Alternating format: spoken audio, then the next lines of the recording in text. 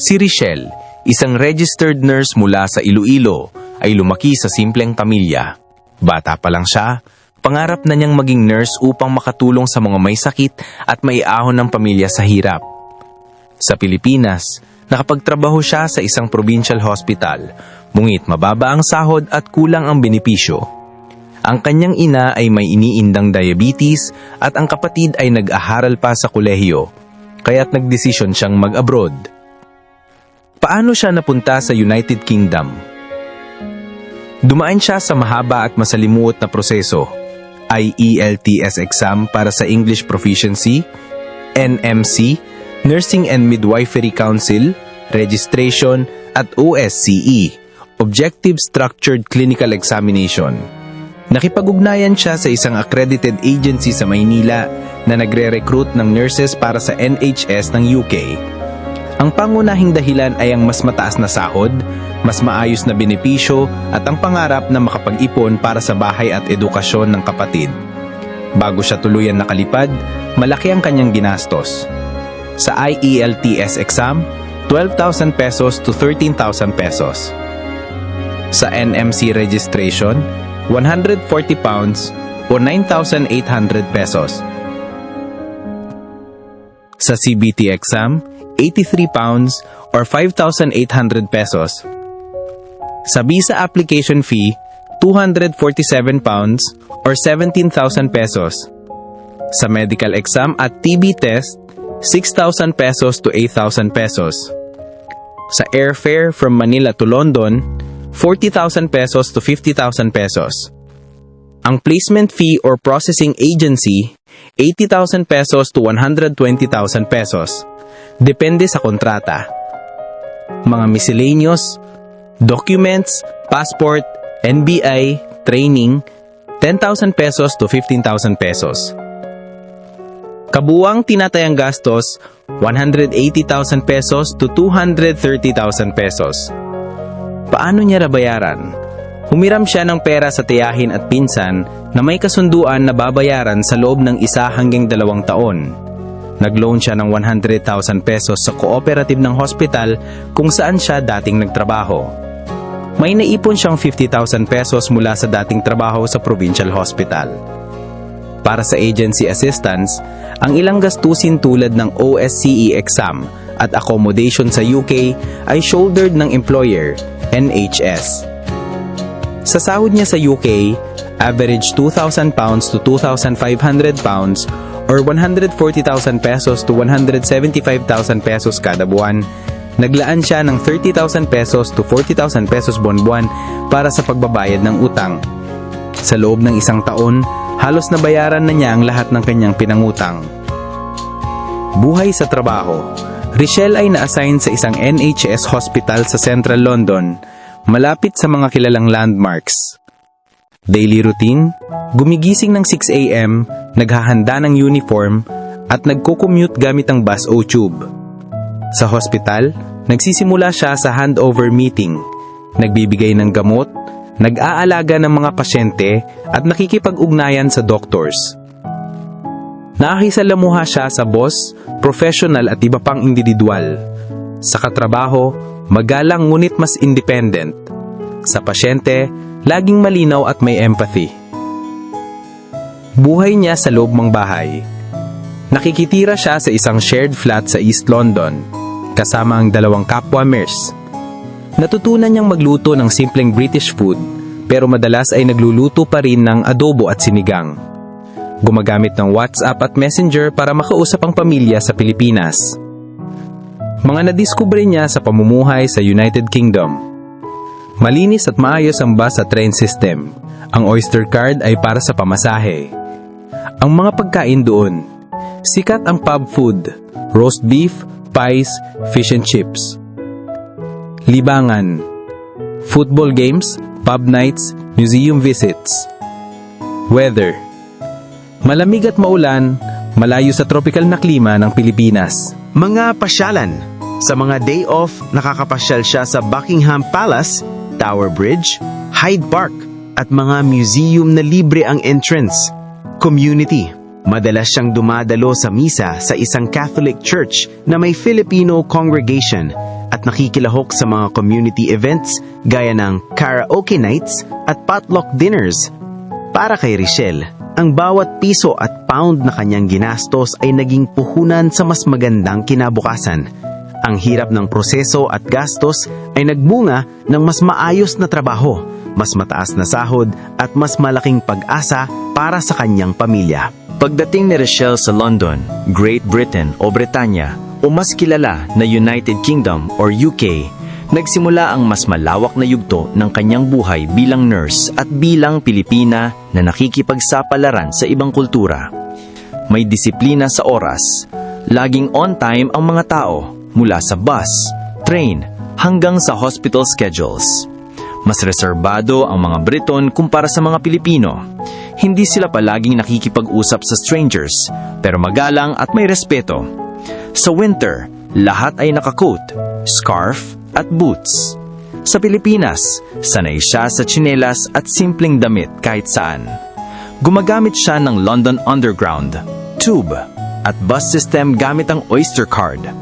Ang pamasahe ay 2 pounds to 3 pounds kada sakay, 140 pesos to 210 pesos. Mas mahal kaysa jeepney, pero mabilis at maayos. Naiisip niya ang siksikan sa jeep at tricycle sa Iloilo kumpara sa tahimik at organisadong pila sa London. British food, fish and chips, pies, roast beef. International cuisine, Indian curry, Turkish kebab, Chinese dim sum. Lahat accessible. Ang presyo ng grocery, milk, bread, eggs, 10 pounds to 15 pounds, 700 pesos to 1,000 pesos. Kada linggo. Fast food meal, 6 pounds to 8 pounds, 420 pesos to 560 pesos. Pub night, 4 pounds to 5 pounds, 280 pesos to 350 pesos isang pint ng beer. Sa Pilipinas, mas mura ang pagkain, pero mas limitado ang choices. Sa libangan at pasyalan, mga museums, libre ang entrance sa British Museum, National Gallery at Tate Modern. Sa mga parks, Hyde Park at Regent's Park, kung saan madalas niyang naglalakad at nagre-relax. Sa mga tourist spots, Buckingham Palace, Tower Bridge, London Eye. Naiisip niya na sa Pilipinas, masikat ang beaches at nature spots, samantalang sa UK ay mas urban at historical ang pasyalan. Ang weather at environment, malamig at maulan, lalo na sa winter. Natutunan niyang mag-layer ng damit at magdala ng payong palagi. Naisip niya ang init at araw sa Pilipinas na minsan ay namimiss niya. Sa hospital, professional ang boss, walang pakikisama culture. Ang katrabaho ay supportive pero mas independent. Hindi pala kaibigan ang mga Briton ayan ng mga Pilipino pero magalang at may respeto sa personal space. Nakahanap siya ng Filipino community sa East London.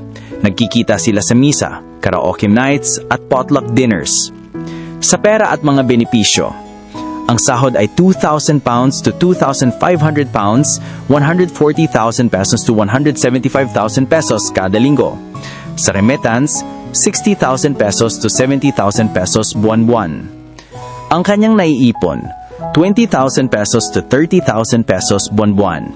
Mga benepisyo, libre ang healthcare sa NHS, may paid leave at may pension contributions. Mas independent ang lifestyle dito sa UK. Walang extended family na laging kasama. Mas maayos ang batas at kaligtasan.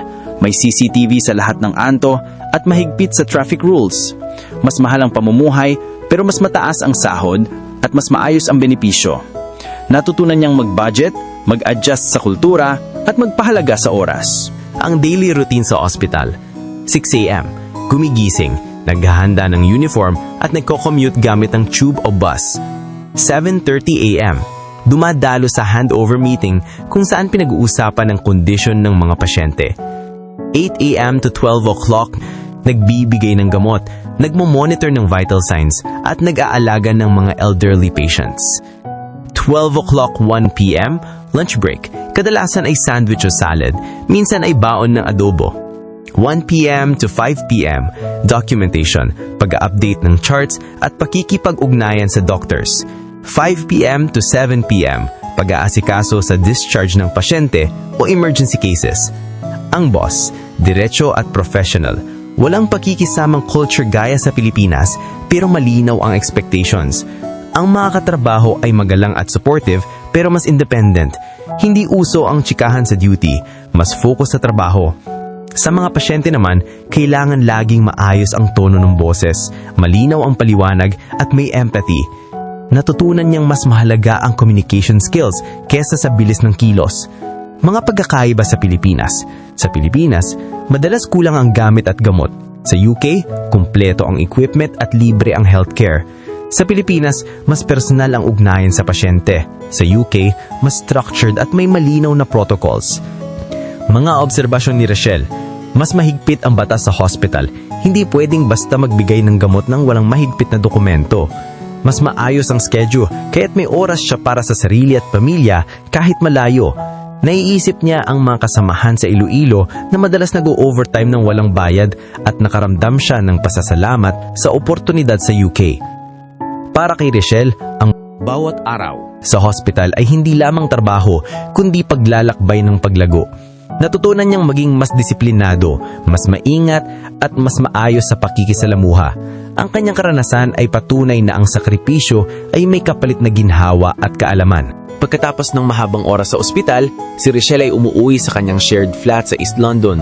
Dito nagsisimula ang isa pang yugto ng kanyang buhay, ang pag-a-adjust sa pamumuhay kasama ang ibang tao, ang pag-aalaga sa sarili, at ang pakikipag-ugnayan sa pamilya sa Pilipinas kahit malayo. Nakikitira siya sa isang maliit na flat na may 3 kwarto. Kasama niya ang 2 kapwa nurse, isa mula India at isa mula Nigeria. Natutunan niya mag-adjust sa iba't ibang kultura, sa pagluluto, sa paglilinis, at sa paggamit ng common areas gaya ng kusina at banyo. May schedule sila sa paglilinis para maiwasan ng gulo at natutunan niyang maging mas maayos at disiplinado sa bahay. Madalas ay nagluluto siya ng adobo, sinigang at pansit para maibsan ang pangungulila. Natutunan din niyang magluto ng mashed potatoes, shepherd's pie at curry mula sa kanyang flatmates. Sa grocery, gumagastos siya ng 10 pounds to 15 pounds, 700 pesos to 1,000 pesos kada linggo para sa basic supplies. Tuwing linggo, nagbi-video call sila. Naiisip niya na mas madali ang komunikasyon ngayon kumpara sa mga OFW noong dekada 90 na umaasa lang sa sulat at long-distance calls. Sa gabi nanonood siya ng Netflix o YouTube. Kadalasan ay Filipino movies o K-drama. Minsan ay nagbabasa siya ng libro tungkol sa nursing o self-improvement. Natutunan niyang mag-meditate at mag-journal para maibsan ng stress. Sa Pilipinas, ang bahay ay laging puno ng tao, pamilya, kapitbahay, bisita. Sa London, mas tahimik at mas independent ang pamumuhay. Natutunan niyang ang katahimikan ay may benepisyo, mas maraming oras para sa sarili at pagninilay. Para kay Rachel, ang buhay sa loob ng bahay ay hindi lamang tungkol sa pahinga, kundi tungkol sa pag-a-adjust sa bagong kultura at pamumuhay. Natutunan niyang maging mas independent, mas maingat sa gastos, at mas malapit sa pamilya kahit malayo. Pagkatapos ng trabaho at oras sa flat, lumalabas si Rachel upang maranasan ang buhay sa London. Dito niya nakikita ang malaking kaibahan ng pamumuhay sa UK kumpara sa Pilipinas, mula sa pakikisalamuha sa mga tao hanggang sa mga simpleng gawain sa araw-araw. Sa supermarket, organisado ang pila at lahat gumagamit ng self-checkout machine. Naiisip niya ang palengke sa Iloilo na puno ng tawanan at tawaran. Sa mall, mas maaga ang closing time, karaniwang 8 p.m. kumpara sa Pilipinas na bukas pa hanggang 10 p.m. or hating gabi kapag may event. Mga presyo ng bilihin dito. Sa bread, 1 pound and 50 pence o 105 pesos. Milk, 1 pound o 70 pesos. Chicken, 6 pounds o 420 pesos kada kilo. Naiisip niya na mas mura ang pagkain sa Pilipinas pero mas consistent ang quality sa UK. Dumadalo siya sa Catholic Church sa East London tuwing linggo. Nakikilala niya ang kapwa Pilipino at ibang lahi na nagsisimba. Naiiba ang misa, mas maikli, mas tahimik at mas organisado kumpara sa mas masiglang misa sa Pilipinas. Sa pag-commute, lahat ng tao ay tahimik, nakikinig ng music o nagbabasa ng libro. Nakapasyal din siya sa Hyde Park kung saan maraming tao ang nagja-jogging, nagpipiknik o nagbabasa ng libro. Sa British Museum, namangha siya sa mga artifacts mula Egypt at Greece. Libre ang entrance, bagay na bihira sa Pilipinas. Sa pub nights, natutunan niyang makisama sa mga katrabaho kahit hindi siya sanay sa beer culture.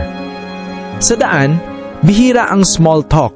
Ang mga tao ay magalang pero hindi pala kaibigan gaya ng mga Pilipino. Sa Filipino community, nakahanap siya ng mga bagong kaibigan. Nagkikita sila sa misa, karaoke nights at potluck dinners.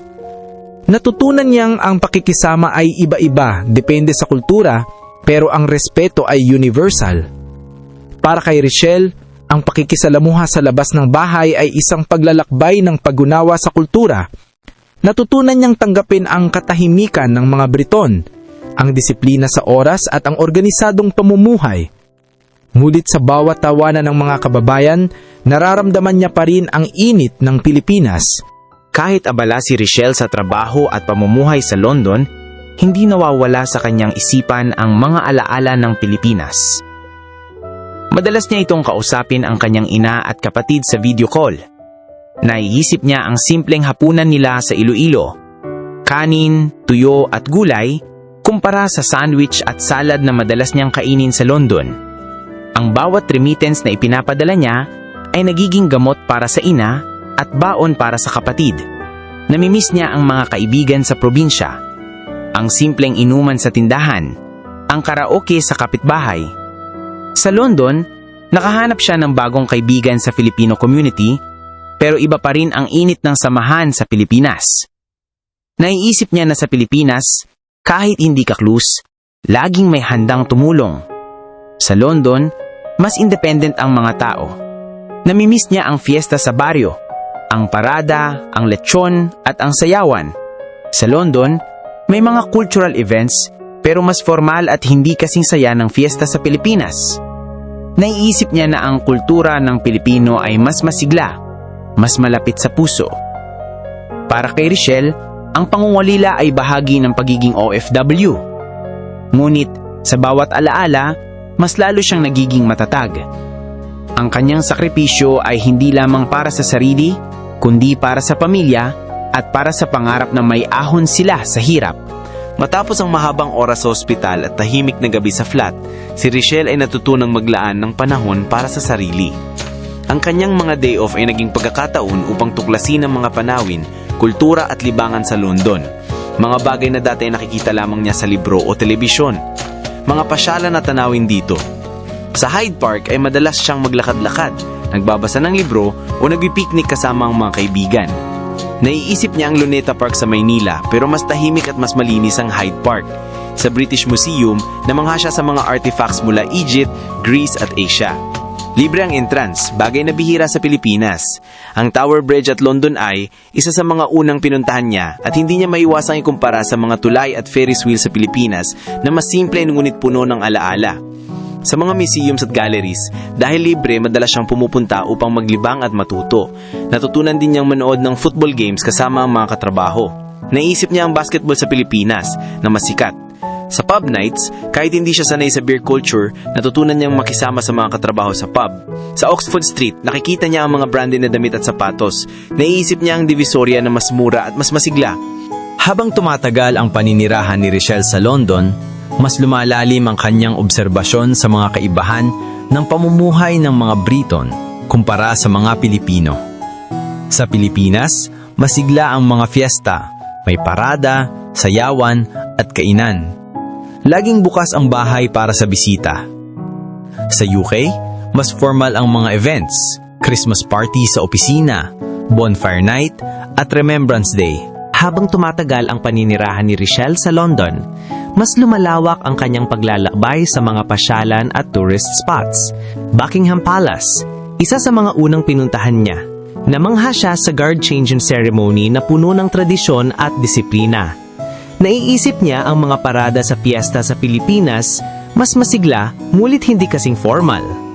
Tower of London. Dito niya nakita ang crown jewels at naramdaman ang bigat ng kasaysayan ng Britanya. Naiisip niya ang Intramuros sa Maynila na may sariling kasaysayan, ngunit mas maliit at mas tahimik. London Eye. Sumakay sa rito at nasilayan ang kabuuan ng London skyline. Naiisip niya ang Ferris wheel sa perya sa Iloilo, mas simple, ngunit puno ng alaala ng kabataan. Mga parks at natural spots. Sa Hyde Park, madalas siyang maglakad dito, nagbabasa ng libro o nagpipiknik. Naiisip niya ang Luneta Park na mas masigla at mas puno ng tao. Regent's Park, namangha siya sa mga bulaklak at landscape gardening. Naiisip niya ang mga plaza sa probinsya na mas natural at hindi masyadong planado. Sa Oxford Street, nakita niya ang mga branded na tindahan at mas modernong shopping culture. Pero naiisip niya ang Divisoria at SM Mall sa Pilipinas, mas mura, mas masigla at mas accessible. Sa London, karamihan ng stores ay nagsasara ng 8 p.m.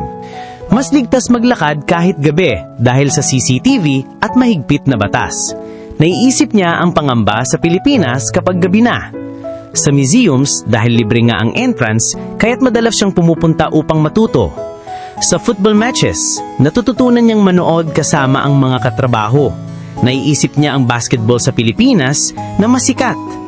Pub nights, bagong karanasan para sa kanya, mas informal at mas social, kumpara sa inuman sa tindahan sa Pilipinas. Habang tumatagal si Richelle sa London, mas lumalalim ang kanyang pag-unawa sa mga sistemang umiiral doon.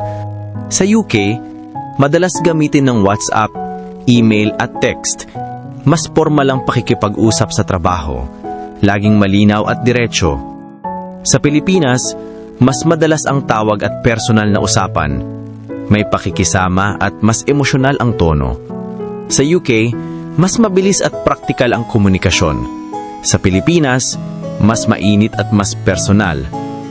Naiisip niya na mas mura ang pamumuhay sa Pilipinas, pero mas mataas ang sahod sa UK, kaya't mas may kakayahan siyang mag-ipon. Sa UK, mahigpit sa traffic rules, smoking bans, at pag-inom sa public places. May CCTV halos sa lahat ng kanto. Sa Pilipinas, mas maluwag ang batas at madalas ay hindi nasusunod ang traffic rules. Sa UK, mas ligtas at mas disiplinado ang pamumuhay. Sa Pilipinas, mas masigla, ngunit mas magulo. Sa London, ligtas maglakad kahit gabi dahil sa streetlights at CCTV. Sa Pilipinas, madalas may pangamba kapag gabi na, lalo na sa malalayong lugar. Natutunan niyang pahalagahan ang seguridad sa UK, ngunit namimiss niya ang masiglang gabi sa Pilipinas. Para kay Richelle, ang komunikasyon, pera, batas at kaligtasan ay mga haligi ng pamumuhay sa UK. Natutunan niyang maging mas maingat, mas disiplinado at mas praktikal. Ngunit sa puso niya, nananatili ang init at saya ng komunikasyon at pamumuhay sa Pilipinas. Habang naninirahan si Richelle sa London, isa sa mga bagay na labis niyang ikinagulat at ikinatuwa ay ang maayos na benepisyo at healthcare system ng United Kingdom.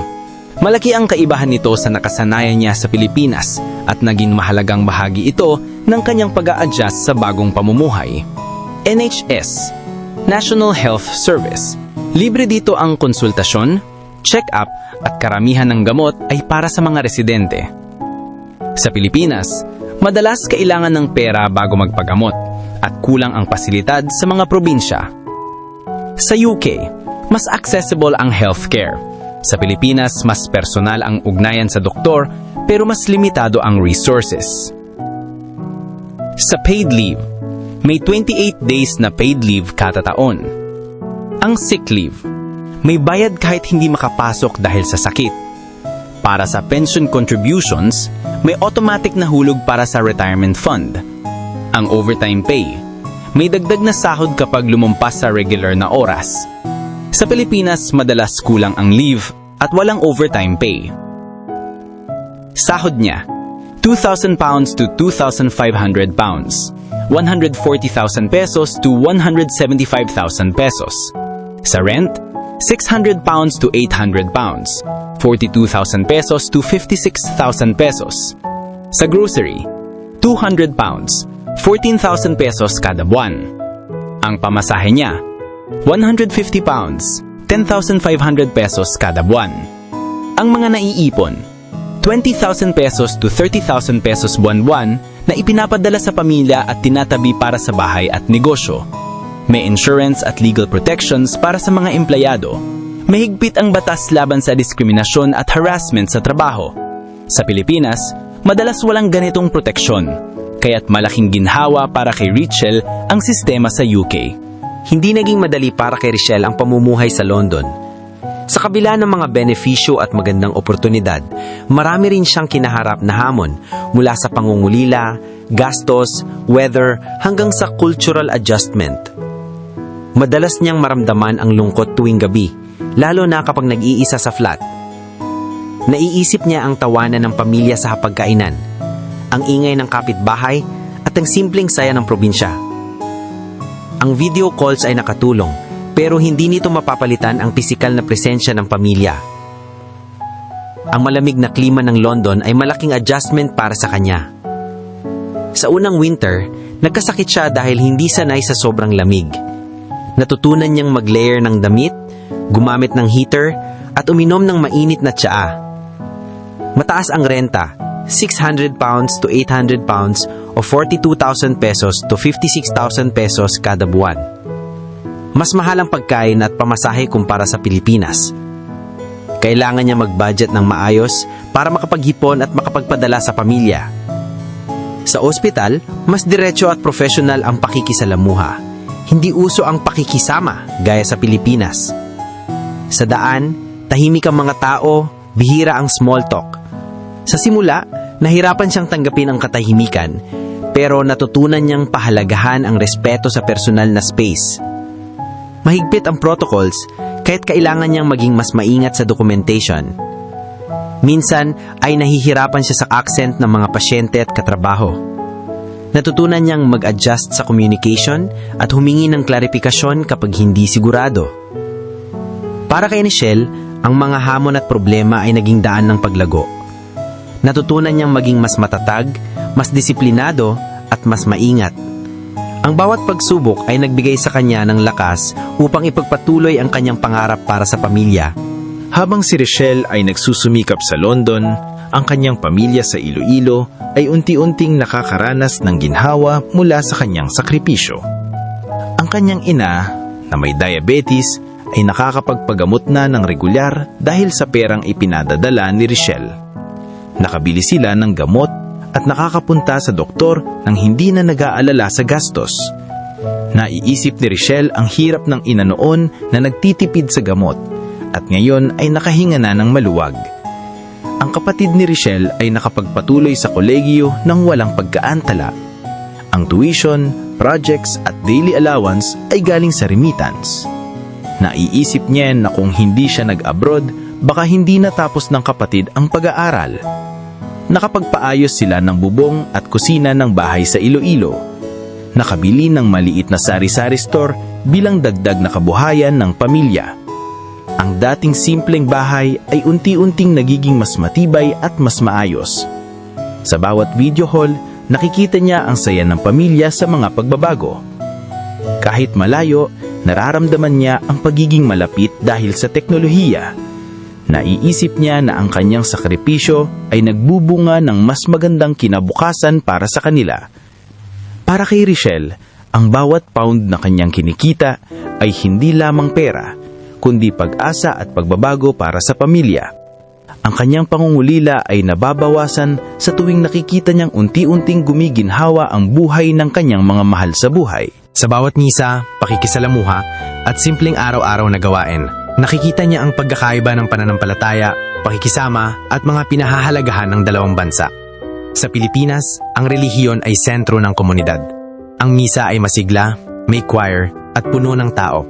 Sa UK, mas tahimik at mas formal ang misa. Mas kaunti ang dumadalo at mas maikli ang seremonya. Sa Pilipinas, ang pananampalataya ay communal at masigla. Sa UK, mas personal at pribado. Sa Pilipinas, laging may pakikisama culture.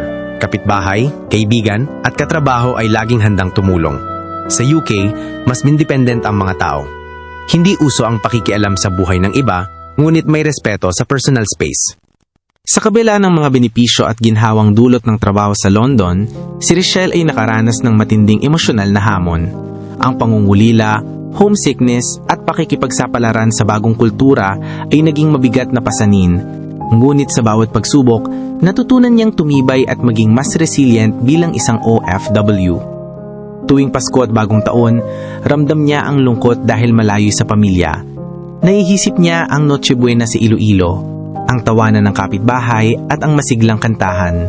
Sa London, mas tahimik ang selebrasyon at madalas ay kasama lang ang mga flatmates o kapwaners. Cultural isolation. Nahihirapan siyang makisabay sa humor ng mga Briton na mas sarcastic at dry. Naiisip niya ang mas masiglang kwentuhan ng mga Pilipino na puno ng tawanan at biruan.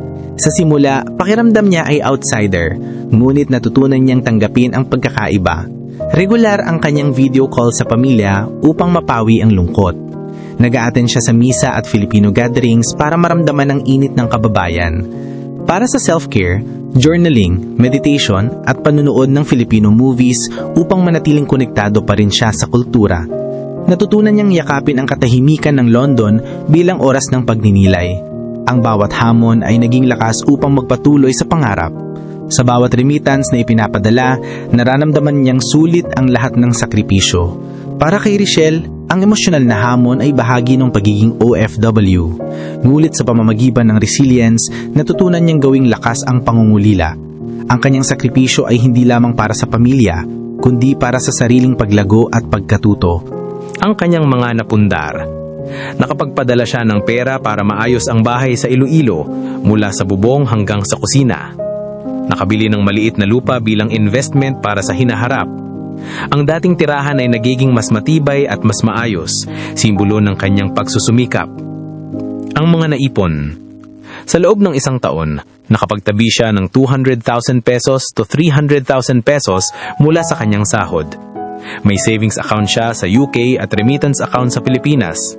Natutunan niyang mag-budget ng maayos, hatiin ang sahod sa rent, pagkain, ipon at remittance. Ang kanyang mga achievement. Nakapasa siya sa OSCE exam at naging fully registered nurse sa UK.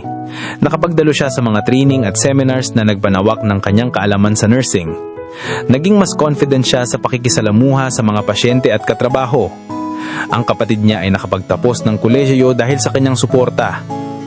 Ang ina niya ay mas maayos na ang kalusugan dahil sa regular na gamutan. Ang pamilya ay unti-unting nakakaahon sa hirap. Para kay Richelle, ang bawat milestone ay hindi lamang personal na tagumpay, kundi tagumpay ng buong pamilya. Ang kanyang sakripisyo ay nagbunga ng ginhawa, seguridad at pag-asa. Hamon sa trabaho. Mas mataas na expectations. Bilang fully registered nurse, mas malaki na ang responsibilidad niya sa hospital. Kailangan niyang maging mas mabilis sa decision-making at mas maingat sa documentation. Emergency cases. Mas madalas siyang nahaharap sa critical situations gaya ng cardiac arrest or trauma cases na nangangailangan ng mabilis na aksyon. Ang language barrier. Kahit sanay na siya sa English, minsan nahihirapan pa rin siya sa iba't ibang accent ng pasyente at katrabaho. Sa katrabaho, may mga pagkakataon na nagkakaroon ng misunderstanding dahil sa cultural differences. Ang mga Briton ay mas diretso, samantalang siya ay mas maingat sa salita. Mas mataas ang expectations ng boss nila, ngunit natutunan niyang humingi ng feedback at mag-adjust sa standards ng NHS. Nakahanap siya ng suporta sa Filipino community, ngunit minsan ay nagiging hamon din ang chismis at inggitan. Cultural adjustment. Sa UK, mas mahalaga ang professionalism kaysa personal na pakikisama. Kailangan niyang matutong umasa sa sarili, lalo na sa mga oras ng problema. Natutunan niyang balansehin ang pagiging Pilipino na masigla at mas malapit sa tao at ang pagiging Briton na mas tahimik at mas disiplinado. Para kay Richelle, ang mga bagong hamon ay hindi hadlang, kundi daan ng paglago. Sa bawat pagsubok, natutunan niyang maging mas matatag, mas maingat at mas mahutay sa trabaho. Ang kanyang resilience ay patuloy na humuhubog sa kanya bilang nurse at bilang tao. Disiplina at profesionalismo ang susi sa tagumpay. Documentation at protocols ay hindi lamang formalidad, kundi proteksyon para sa pasyente at nurse. Ang pakikipag-ugnayan sa iba't ibang lahi ay nagturo sa kanya ng pasensya at respeto sa diversity. Sa UK, natutunan niyang pahalagahan ang oras at personal space. Sa Pilipinas, natutunan niyang pahalagahan ang samahan at bayanihan. Ang dalawang kultura ay magkaiba, ngunit parehong may ganda at halaga. Ang sakripisyo ay may kapalit na ginhawa para sa mga mahal sa buhay. Ang remittance ay hindi lamang pera, kundi pag-asa at pagmamahal. Ang pangungulila ay nagiging lakas kapag iniisip ang kapakanan ng pamilya. Natutunan niyang maging resilient, yakapin ang lungkot at gawing lakas. Ang independence ay hindi nangangahulugang pag-isa, kundi pagtutok sa sariling paglago. Ang bawat hamon ay hakbang tungo sa mas matibay na pagkatao.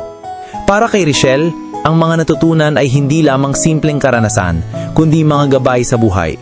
Ang kanyang paglalakbay bilang OFW ay naging kwento ng sakripisyo, paglago at pag-asa. Pangarap niyang makauwi at makapiling muli ang pamilya sa Iloilo. Nais niyang magtayo ng sariling bahay na matibay at kumpleto sa gamit. Ang bawat ipor ay nakalaan para sa araw na iyon, ang pagbabalik na puno ng ginhawa at saya.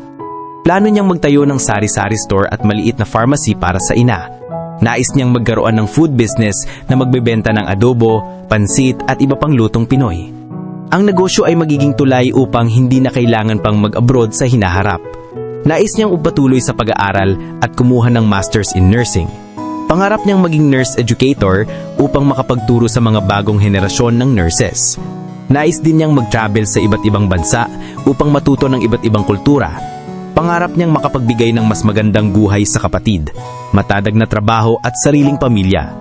Nais niyang masigurado ang kalusugan ng ina at ang ginhawa ng kanilang pamumuhay. Ang lahat ng plano ay nakatuon sa pag-ahon ng pamilya mula sa hirap. Para kay Richelle, ang mga pangarap at plano ay nagsisilbing ilaw sa kanyang paglalakbay. Ang bawat sakripisyo sa London ay hakbang tungo sa mas maliwanag na kinabukasan. Ang kanyang kwento ay hindi lamang tungkol sa pagiging OFW, kundi tungkol sa pagbuo ng mas magandang buhay para sa pamilya at para sa sarili. Si Richelle ay tumingin pabalik sa lahat ng pinagdaanan, mula sa unang hakbang sa London hanggang sa mga tagumpay at sakripisyo bilang isang OFW. Ang kanyang buhay ay naging salamin ng pag-asa, pagtitiis at paglago. Nagsimula siya sa pangarap na makapagtrabaho abroad upang maiahon ang pamilya, dumaan sa pangungulila, cultural adjustment at matinding hamon sa trabaho. Natutunan niyang maging resilient, disiplinado, at mas maingat sa bawat hakbang. Ang kanyang ina ay nakapagpagamot ng regular. Ang kapatid ay nakapagtapos ng kolehiyo. Ang kanilang bahay ay naayos at nagkaroon ng maliit na negosyo. Ang bawat remittance ay naging simbolo ng pagmamahal at sakripisyo. Sa UK, natutunan niyang pahalagahan ng oras, disiplina at respeto sa personal space. Sa Pilipinas, nanatiling mahalaga ang samahan, bayanihan at init ng pamilya. Ang dalawang kultura ay nagbigay sa kanya ng mas malalim na pag-unawa sa mundo. Pangarap niyang makabalik sa Pilipinas, magtayo ng negosyo at makapiling muli ang pamilya. Nais niyang maging nurse educator at pagbahagi ng kaalaman sa susunod na henerasyon. Ang kanyang paglalakbay ay hindi nagtatapos sa London, kundi nagpapatuloy sa bawat pangarap na kanyang tinatanyagan. Ang kwento ni Richelle ay kwento ng isang OFW na nagtagumpay sa kabila ng lahat ng hamon. Ang 5 taon ni Richelle sa UK ay puno ng sakripisyo, ngunit naging daan ng pag-ahon ng pamilya at ng kanyang personal na paglago.